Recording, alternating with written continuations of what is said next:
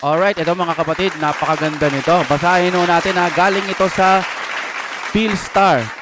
Tagalog na lang po kasi hindi tayo masyado magaling sa English pero pinatranslate ko na ito sa ating chat GPT.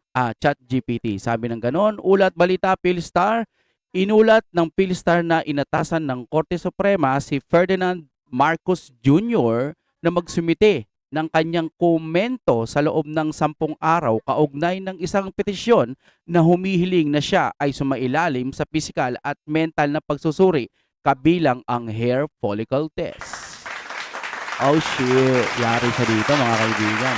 Ayon sa ulat, ang naturang petisyon ay inihain ng ilang retiradong military personnel na layong makuha at mailabas ang medical records ng Pangulo upang mapatunayan ang kanyang kakayahang mamuno sa bansa. Nako. Nako. Dagdag pa ng Philstar, inutusan din ng Korte Suprema si Ralph Recto na kasama sa mga respondent na magsumite rin ng kanyang komento sa parehong issue. Naganap ang petisyon ilang araw matapos magpakita si Pangulong Marcos sa publiko sa Malacanang kung saan siya ay nagja-jogging. Ito ginagawa yun, no? At nagsagawa ng jumping jack bilang tugon sa mga kumakalat na usapin tungkol sa kanyang kalusugan.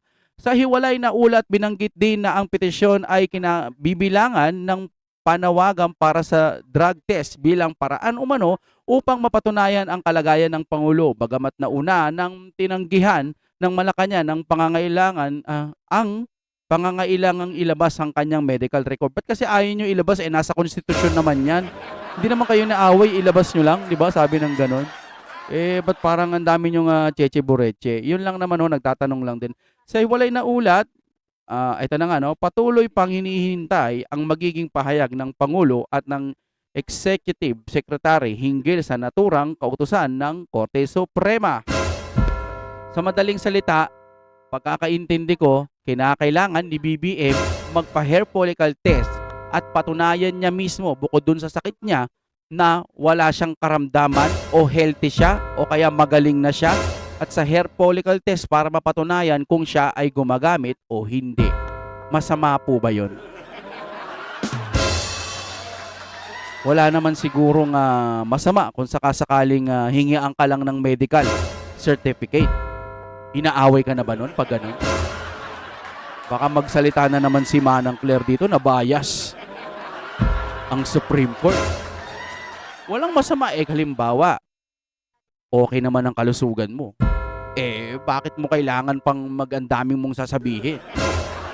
Kapag kailangan ng taong bayan malaman kung ano ang sakit mo, huwag kang magja-jumping rope.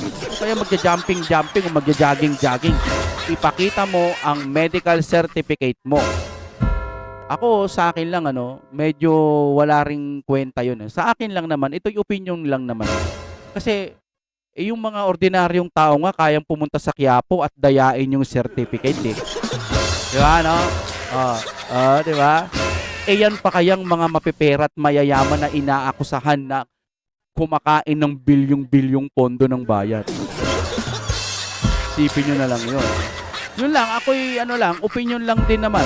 Kasi pwedeng ganito mangyari. Ito'y vision lamang, titignan niya yung doktor at pupunta niya. Dok, usap tayo masinsino. Bigyan kita mga 300,000. Hindi, sasabihin ng doktor, hindi. Kailangan maging tapat ho tayo sa ating Hindi, 400,000. Bawal lang. Hindi, doktor po ako, may paninindigan po ako. Hindi po ako namamaletahan. Maleta. 800,000. Hindi ho. Kasi alam nyo naman kailangan ko talagang maging prinsipyo ko yan. Hindi naman ako nagugutom. 1.5 million. Hindi, malapit po. Dagdagan nyo na. Gawin nyo na kung 2 million. Ito'y vision ko lang, Kasi, kayang-kaya nga nilang itago. Kung totoo man, napakagaling nilang magtago. Yung magdoktor pa kaya ng resulta. Yun lang amang sa akin, Kaya parang nakikita ko, parang hindi rin kasi uubra ng mga ganitong style. Yun lang ang sa akin. Maraming salamat ho sa inyong panonood.